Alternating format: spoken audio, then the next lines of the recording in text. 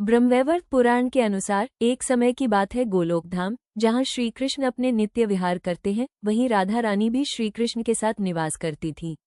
एक बार की बात है, जब राधा रानी कुछ समय के लिए गोलोक से दूर थी, तब भगवान श्रीकृष्ण अपनी एक सखी विरजा के साथ विहार कर रहे थे।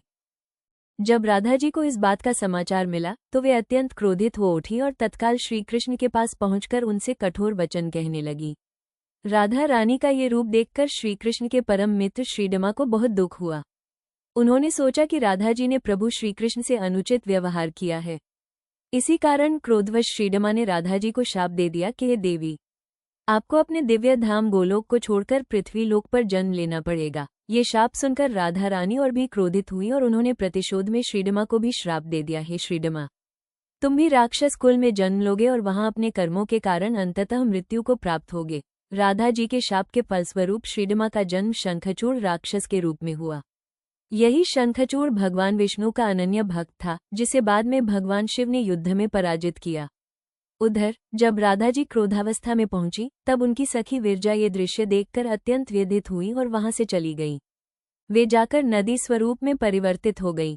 श्रीडमा और राधा जी के बीच शाम शापी की इस लीला के बाद भगवान श्रीकृष्ण ने राधा जी को समझाते हुए कहा कि प्रिये, अब आपको पृथ्वी लोक पर जन्म लेना होगा। वहां आप वृषभानु जी और उनकी पत्नी कीर्ति देवी की पुत्री के रूप में प्रकट होंगी। सांसारिक दृष्टि से आपका विवाह रायण नामक वैश्य से होगा, जो मेरा ही अंशावतार होगा। इस प्रकार पृथ्वी पर भी आप मेरी प्रिया स्वरूप में रहेंगी, परंतु हमें वहां वियोग और मिलन दोनों की लीला का अनुभव करना होगा। भगवान श्रीकृष्ण के वचनों के पश्चात योगमाया ने कीर्ति देवी के गर्भ में प्रवेश किया। जब कीर्ति देवी प्रसव पीड़ा से गुजर रही थी, तब योगमाया ने वायु के रूप में वहां प्रवेश किया और उसी क्षण राधा रानी कन्या स्वरूप में प्रकट हो गई।